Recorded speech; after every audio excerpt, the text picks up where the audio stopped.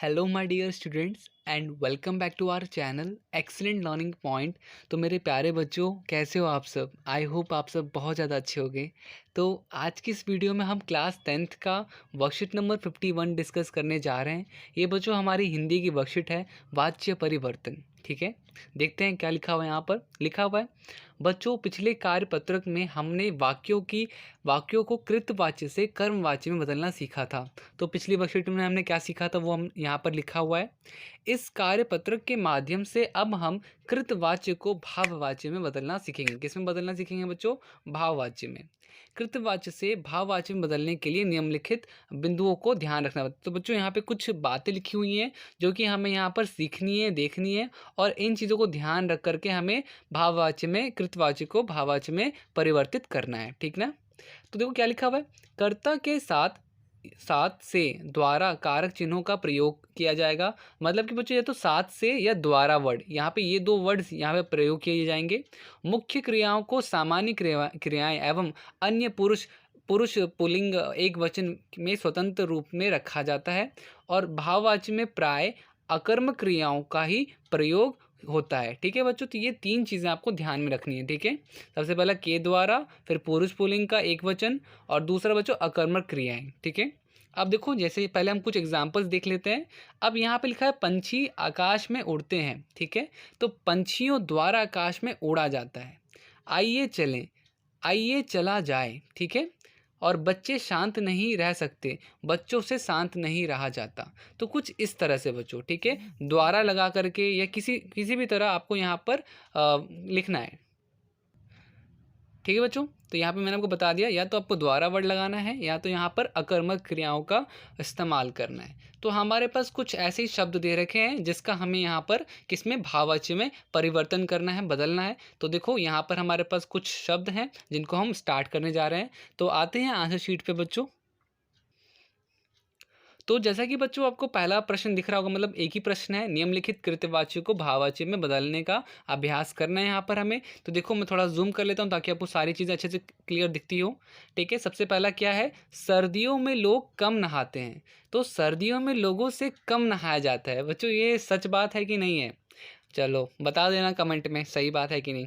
Okay, second question क्या है बच्चों? सेकंड क्वेश्चन है बीमारी के कारण वह यहाँ ना आ सका। यहाँ पर क्या होगा बच्चों इसका आंसर? बीमारी के कारण उस द्वारा। ठीक है, या आप लिख सकते हो उसके द्वारा यहाँ नहीं आया गया। ठीक है, यही हो गया हमारा सेकंड का बच्चों।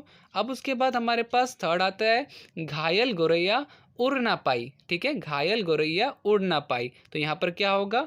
घायल गौरैया द्वारा उड़ा नहीं गया। ठीक है, घायल गौरैया द्वारा उड़ा नहीं गया। फिर फोर्थ, वह चल नहीं सकता।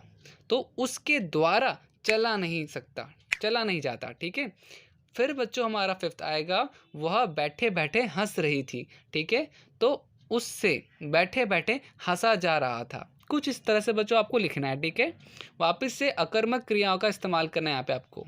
अच्छा, सिक्स्थ क्या है? सिक्स्थ है आपका, वह चारपाई पर सोता है, उससे चारपाई पर सोया जाता है। ठीक है, नेक्स्ट पढ़ते हैं, वह बेचारी रो भी नहीं सकती। तो यहाँ पर क्या होगा? उस बेचारी से रोया भी नहीं जाता।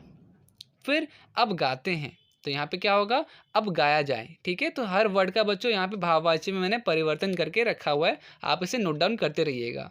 नाइन्थ है, वह गा नहीं सकते। तो इसका आंसर क्या होगा? उनके द्वारा गाया नहीं जाता। ठीक है, इस तरह से हमारे पास ये सारे के सारे वर्ड्स हो गए।